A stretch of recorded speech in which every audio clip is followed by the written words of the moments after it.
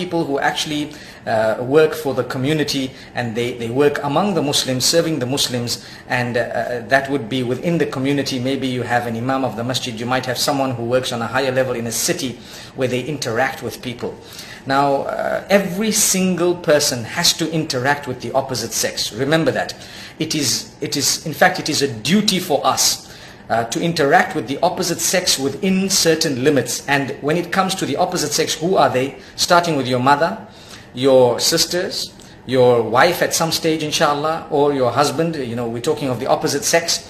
It could be your brothers, your sisters. It could be those who are your uncles and aunts, etc. That's the starting point. So Islam definitely guides us as to what type of relations we should be having with people of the opposite sex, and what are the limits. In a nutshell, one word that is very important is respectful.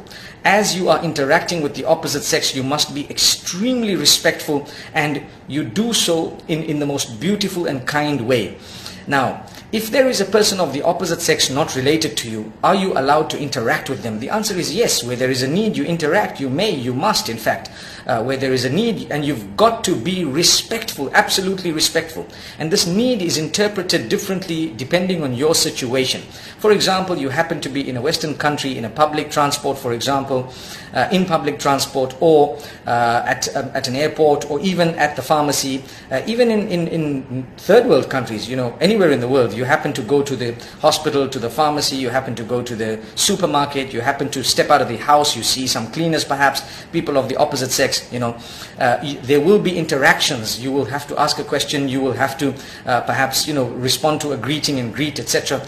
Respectful. It has to be absolutely respectful, and that is what a Muslim is taught. So we're not taught that you have to shy away completely and run away. No, you have to interact with absolute respect. Remember that.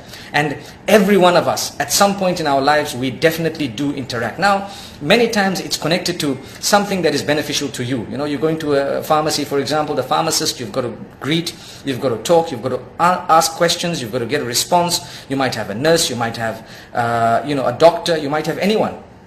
So this is something Islam teaches us, to be absolutely respectful. We've tried over the years to promote goodness, and we've tried over the years to remind people about how Islam has interpreted the term respectful when it comes to your interactions with the opposite sex on different levels, whether they are mahram or they are not mahram. Those are different levels, and you know, whether there is a need or necessity or not a necessity. I tell you, a lot of people without any necessity, they will still interact. What about when there was a deep necessity, not a personal one, but for the ummah?